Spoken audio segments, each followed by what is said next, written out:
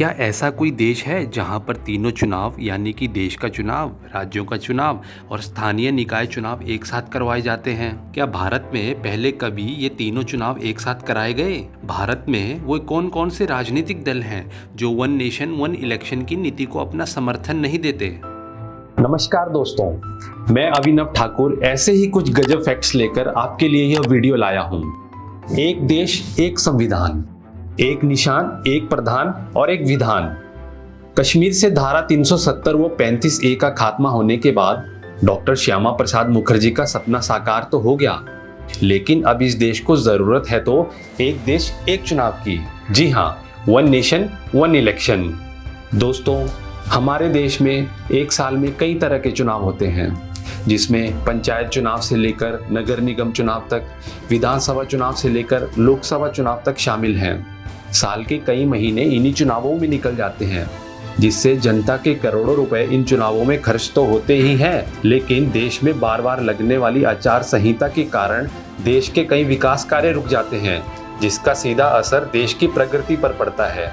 एक देश एक चुनाव, इस नीति के तहत पूरे देश में तीनों चुनाव एक साथ करवाए जाने का प्रस्ताव है। इससे पूरे देश में 5 साल में सिर्फ एक बार ही चुनाव होगा।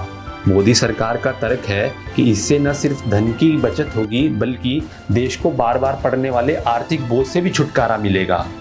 दोस्तों, 1951 से लेकर 1967 तक हमारे देश में केंद्र और राज्य चुनावों को एक साथ करवाए जाने की व्यवस्था थी।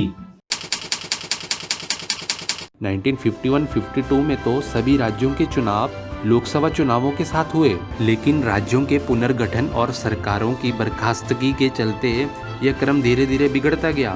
1957 में लोकसभा चुनाव के साथ सिर्फ 76% राज्यों के ही चुनाव हो पाए, जबकि 1962 और 67 में यह आंकड़ा 67% तक पहुंच गया।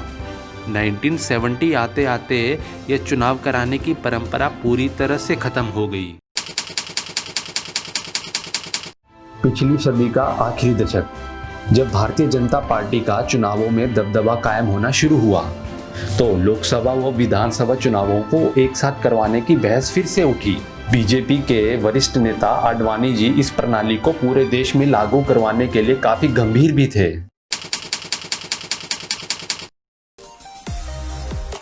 लोकसभा और विधानसभा चुनाव 5 साल में सिर्फ एक बार कराए जाने से सरकारी खजाने पर बोझ कम पड़ेगा। 2014 के लोकसभा चुनाव में कुल 30,000 करोड़ का खर्च हुआ था। 2019 के लोकसभा चुनाव में यह खर्च डबल यानी कि 60,000 करोड़ हो गया। एक साथ चुनाव करवाने से दूसरा सबसे बड़ा फायदा यह होगा कि राज्यों को बार बार आचार संहिता का सामना नहीं करना पड़ेगा। सरकारी कामकाज भी प्रभावित नहीं होगा। आचार संहिता लगने से सबसे बड़ा प्रभाव शिक्षा क्षेत्र में पड़ता है। लोकसभा चुनाव हो या विधानसभा चुनाव, इसमें काले धन का उपयोग बड़ी मात्रा में होता है। एक साथ चुनाव कराने से निश्चित रूप से इस पर अंकुश लगेगा। देखने में भी आता है कि उम्मीदवार अपनी तय सीमा से काफी ज्यादा राशि खर्च करते हैं, हालांकि रिकॉर्ड नहीं होने पर उन पर कोई कार्यवाही नहीं हो पाती। बार बार चुनाव होने से चुनावी शोर शराबा, रैली, सभाएं व वीआईपी नेताओं के आगमन से आम इंसान को काफी दिक्कतों का सामना करना पड़ता है। एक साथ चुनाव होने से कई हद तक इन चीजों से छुटकारा मिलेगा। दोस्तों, क्यों नहीं एक ही वोटर लिस्ट से पंचायत चुनाव से लेकर लोकसभा तक का चुनाव करवाया जा सकता है। इससे चुनाव आयोग को बार बार वोटर लिस्ट जारी करने की आवश्यकता नहीं पड़ेगी।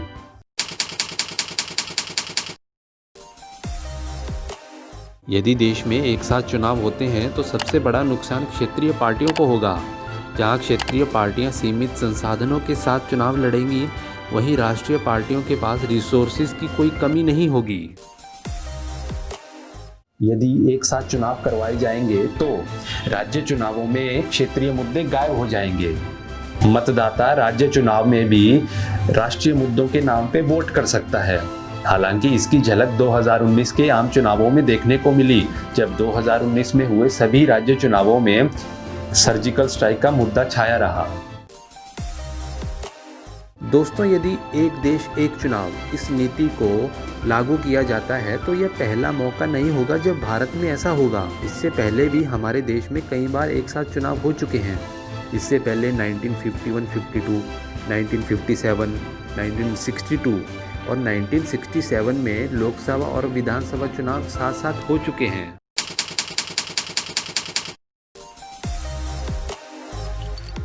यदि एक साथ चुनाव करवाए जाएं और वहां समय से पहले ही सरकार गिर जाती है तो ऐसी परिस्थिति में क्या होगा? क्या वहां शेष समय के लिए राष्ट्रपति शासन लगेगा या अल्पमत सरकारों को ही शासन चलाने दिया जाएगा? ऐसा करने से पहले इन तरह के सवालों का जवाब ढूंढना पड़ेगा। आर्टिकल 356 के अंतर्गत केंद्र के पास किसी भी राज्य सरकार को बर्खास्त करने का अधिकार होता है। ऐसे में एक साथ कैसे चुनाव करवाए जा सकते हैं? 1999 में तत्कालीन अटल बिहारी वाजपेयी सरकार के दौरान लॉ कमीशन ने इस विषय पर एक रिपोर्ट सौंपी थी। लॉ कमीशन ने अपनी रिपोर्ट में कहा कि किसी सरकार के खिलाफ विपक्ष अविश्वास प्रस्ताव लेकर आता है तो उसी समय उसे दूसरी वैकल्पिक सरकार के पक्ष में विश्वास प्रस्ताव भी देना सुनिश्चित किया जाएगा। दोस्तों, भारत में 9 राजनीतिक दलों ने इस नीति का विरोध किया है। ये 9 राजनीतिक दल ऑल इंडिया तृणमूल कांग्रेस, आम आदमी पार्टी, द्रमुक यानी कि Dravid Munnetra Kazhagam, CPI, CPM, Janata Dal secular, Goa forward party and forward block और तेदेपा यानी कि तेलुगु देशम पार्टी। इन 9 राजनीतिक दलों ने इस नीति का विरोध किया है। दोस्तों, एक साथ चुनाव करवाए जाने के लिए स्वीडन पूरे विश्व के लिए रोल मॉडल रहा है। यहाँ राष्ट्रीय और प्रांतीय के साथ साथ स्थानीय निकाय चुनाव भी एक तिथि पर कराए जाते हैं, जो हर 4 साल बाद सितंबर महीने के दूसरे रविवार को होते हैं। इंडोनेशिया में भी इस बार इसी प्रणाली के तहत चुनाव कराए गए। इंडोनेशिया में तो साल 2019 के चुनाव में 17,000 द्वीपों पर 8 लाख से ज्यादा पोलिंग स्टेशन बनाए गए थे। दक्षिण अफ्रीका में भी राष्ट्रीय और प्रांतीय चुनाव हर 5 साल बाद एक साथ करवाए जाते हैं। दोस्तों, यह कोई पहला मौका नहीं है जब प्रधानमंत्री Modi one nation one election की बात करते आ रहे हों। इससे पहले भी उन्होंने कई बार इस विषय को राष्ट्रीय चर्चा का विषय बनाया है। लॉ कमीशन भी सभी राजनीतिक दलों से अपनी रिपोर्ट मांग चुका है।